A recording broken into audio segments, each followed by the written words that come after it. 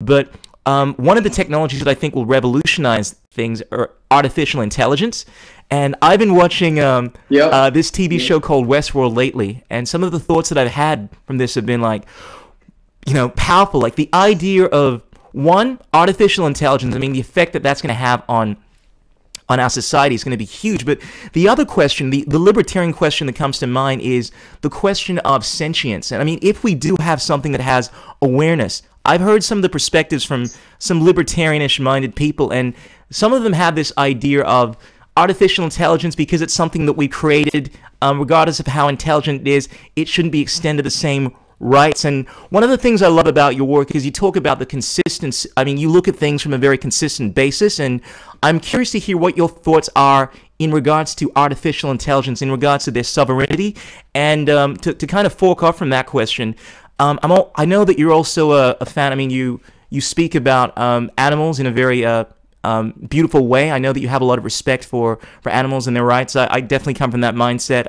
I'm very animal rights oriented, and I'd love to hear what your thoughts are in regards to the sovereignty of not just humans but non-human animals as well, and other forms of intelligence that may not work in the same way that we do. I think that's a great way to yeah, that's a good question. Yeah, I used to call myself veganish because I believe in the core vegan principle, according to the Vegan Society's definition of a lifestyle that seeks to minimize contribution to animal suffering and exploitation, or cruelty and exploitation towards animals.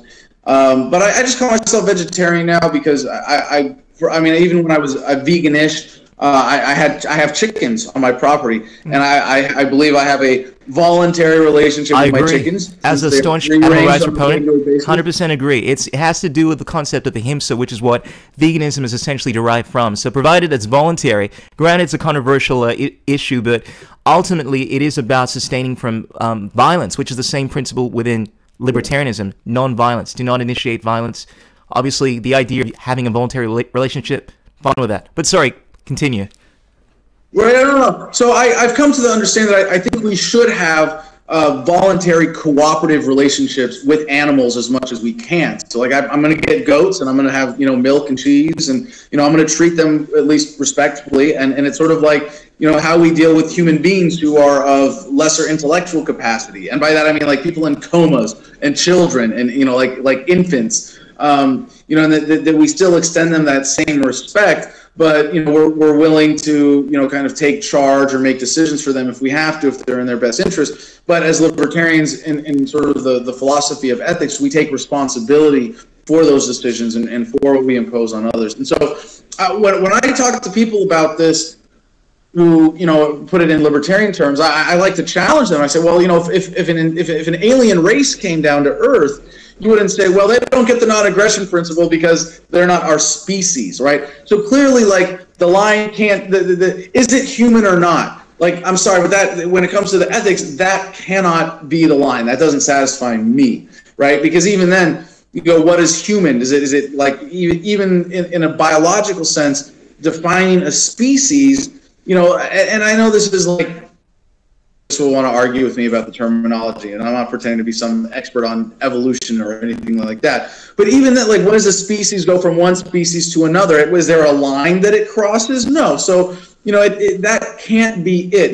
We like to extend our sense of ethics to every human being because we know that as a human, you at least have an intellectual capacity for sentience and free will and for independent decision making, and to assert that. But then you look at animals and you go, well, they have, some are more intelligent than others, some have more, some have less. Where do you draw the line? And I think what this challenges me to come to, a sense of principle and like where I apply is that when I see life that wants to be respected, that is asserting its self-ownership in some way, then I want to do my best to live in harmony with that, to respect that, to flourish by encouraging everything around me to flourish.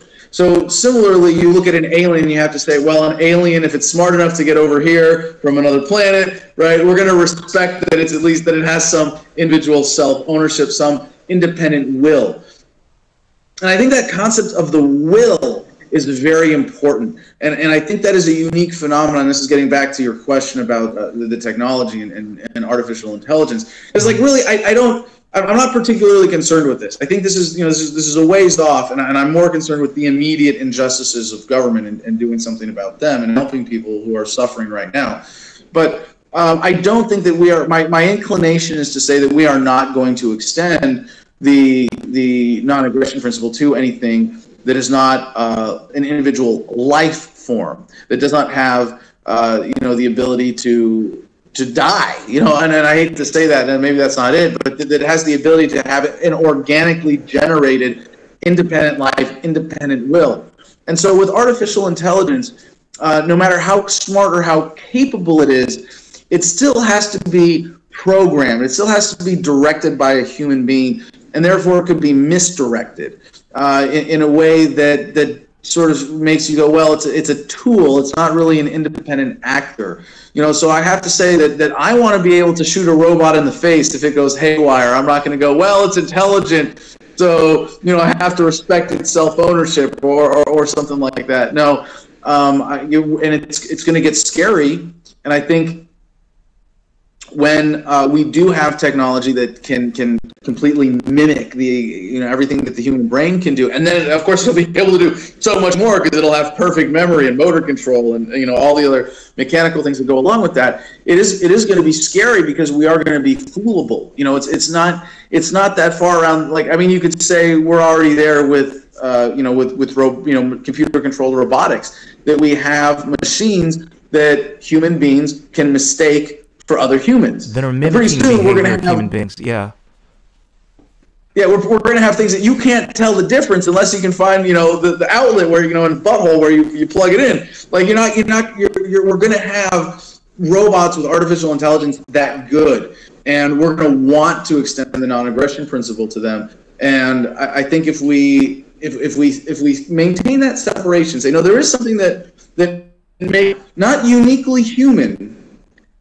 Organic, that we are organic life, and that we have an independent will that comes from ourselves.